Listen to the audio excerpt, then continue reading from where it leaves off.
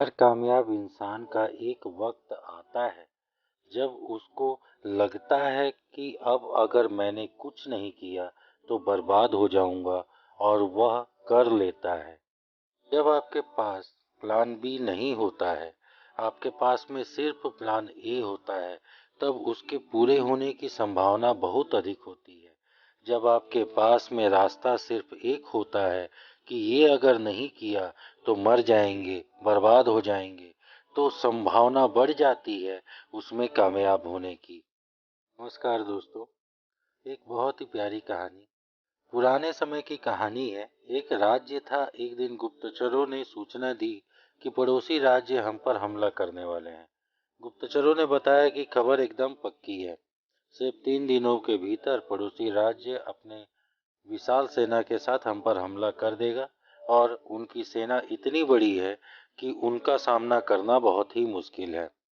राजा बेहद चिंतित हो गया, परेशान हो गया। राजा ने तुरंत सभा बुलाई और सभी लोगों से सलाह मांगी कि अब हम क्या करें। अगर किसी व्यक्ति के पास कोई सुझाव है तो बता सकता है, कोई स्ट्रेटजी है तो बता सकता है।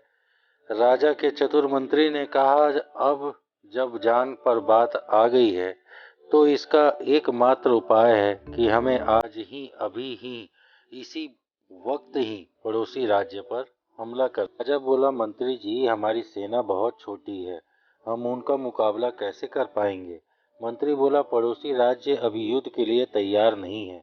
अभी उस राज्य पर हमला कर दे तो संभव है कि हम जीत जाएं, उन्हें संभलने का मौका नहीं मिल पाएगा और हमारे जीतने की कुछ संभावना भी बन जाएगी। वैसे भी हम पर हमला होने वाला है, वो इतना विशाल सेना लेकर आ रहे हैं कि हम यूं ही मरने वाले हैं। वो वैसे भी हमें 3 दिन बाद मारने वाले हैं, तो क्यों ना कुछ ना करने से हम कुछ करके मरे। राजा को बात थोड़ी अच्छी लगी। उसने तुरंत अपनी सेना को तैयार होने का आदेश दिया और उस राज्य के नागरिक भी सेना के साथ जुड़कर युद्ध में चले गए। पड़ोसी राज्य जो था, वहां तक पहुंचने से पहले एक पुल पार करना होता था।